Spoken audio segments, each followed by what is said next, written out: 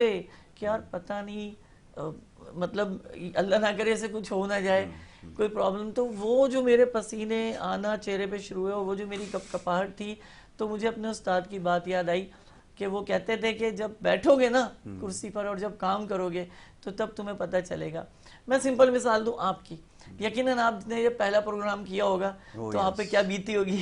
بالکل ایسا ہی، بالکل ہوتا ہے نا. بالکل تو یہ ایک فطری عمل ہے کہ ہم جو تھیوری کر رہے ہوتے ہیں وہ پریکٹیکل سے بالکل مختلف ہوتی ہے. میں اس کی سمپل سی مثال دوں آپ کو. ایک استاد ہمیں بزنس سکھاتا ہے جبکہ وہ خود صرف استاد ہوتا ہے، تنخواہ لیتا ہے، گھر چلا جاتا ہے. اس کو تو بزنس کے بارے میں کچھ پتہ بھی نہیں ہوتا کہ نفع کیا ہے، نقصان کیا ہے. بٹ ڈیبٹ کریڈٹ پہ وہ ہمیں پوری فلسفی سمجھا کے اور چلے جاتے ہیں. تو اب ڈیپینڈ کس پہ کرتا ہے؟ اسٹوڈنٹ کے اوپر کہ وہ ڈیبٹ کریڈٹ کو سمجھا کس طرح سے.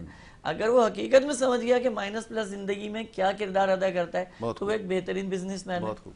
اگر وہ یہ سمجھ ہی نہیں پایا کہ استاد نے مائنس کس کو کیا اور پلس کس کو کیا ہے تو وہ زندگی میں کچھ نہیں کر سکتا سوائے اس کے کہ وہ نوکریوں کے دھکے کھائے، سوائے اس کے کہ وہ جوتے اٹھائے، سوائے اس کے کہ وہ واہ واہ کرے، سوائے اس کے کہ بس وہ منافقت کرتا رہے اور وہ اپنی زندگی کو لے کے چلتا رہے. دیکھیے دو چیزیں بڑی سمپل میں ایک بات کروں گا آپ سے کہ یاسر اگر ایک بندر کے سامنے ایک کیلا رکھا جائے اور 1000 کا نوٹ رکھا جائے تو بندر کیا اٹھائے گا؟ وہ یقیناً کیلا اٹھائے گا. اس کو 1000 کے نوٹ سے دلچسپی نہیں ہے. لیکن انسان کے آگے اگر کیلا اور 1000 کا نوٹ رکھا جائے گا تو 1000 کا نوٹ پہلے اٹھائے گا کہ اسے پتہ ہے اس میں کئی سارے کیلے آ جائیں گے، ایک کے چکر میں نہ پڑوں. لیکن بندر کو نہیں معلوم کہ اس میں آئے گا ہی نہیں آئے گا. یہی فرق بزنس میں اور جاب میں. جاب سے آپ صرف گھر چلاتے ہیں، بزنس سے آپ کی گھرستی چلتی ہے. بہت خوب. ٹھیک ہے نا. تو میں اپنے ڈاکٹرز کو ہمیشہ ایک چیز سمجھاتا ہوں کہ جو ڈرتے ہو بزنس کرنے سے، بھائی بزنس کا مطلب یہ نہیں ہوتا کہ لوگ اس میں شمار کر لیں کہ آپ کرپشن پہ آ گئے، آپ کرپٹ ہو گئے. نہیں، بزنس تو اگر ایک ٹھیلے والا بھی سیب بیچ رہا ہے وہ بھی بزنس کر رہا ہے. تو آپ کو تو اللہ نے ایک منصب دے کر ایک ڈاکٹر بنایا اور ڈاکٹر بنانے کے بعد آپ کو رستے فراہم کیے کہ آپ کامیابی کی طرف اپنی جو زندگی ہے اس کو لے کر چلیں. ڈاکٹر صاحب اب کچھ ایسے ایشوز ہیں جس کی طرف ہم آتے ہیں اور بہت سارے سوالات ہیں.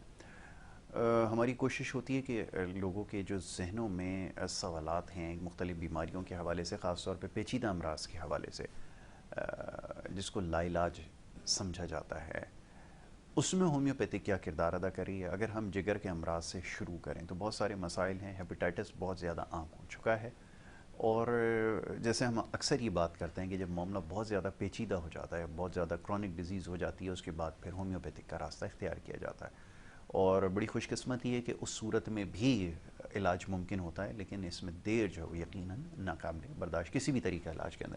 میں چاہوں گا ذرا یہاں سے گفتگو کی جائے، خاص طور پر ہیپیٹائٹس وغیرہ کے جو سوالات ہیں، جو لوگ مبتلا ہیں، کیا علامات ہوتی ہیں، کس وقت ڈاکٹر سے رجوع کرنا چاہیے، اور کیا ہومیوپیتھک پھر سوال وہی ہے کہ پہلی لائن آف تھراپی ہونی چاہیے؟ جواب دیجیے.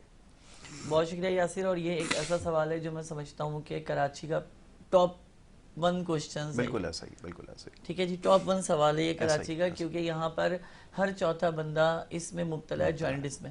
اچھا، جوائنٹس کا سوال یہ پیدا ہوتا ہے کہ ہمارے ماحول کا اس میں کتنا کردار ہے، ہمارے گھر کے ماحول کا اس میں کردار، ہمارے معاشرے کا کتنا کردار ہے، ہمارا اپنا کتنا کردار ہے. ٹھیک ہے نا.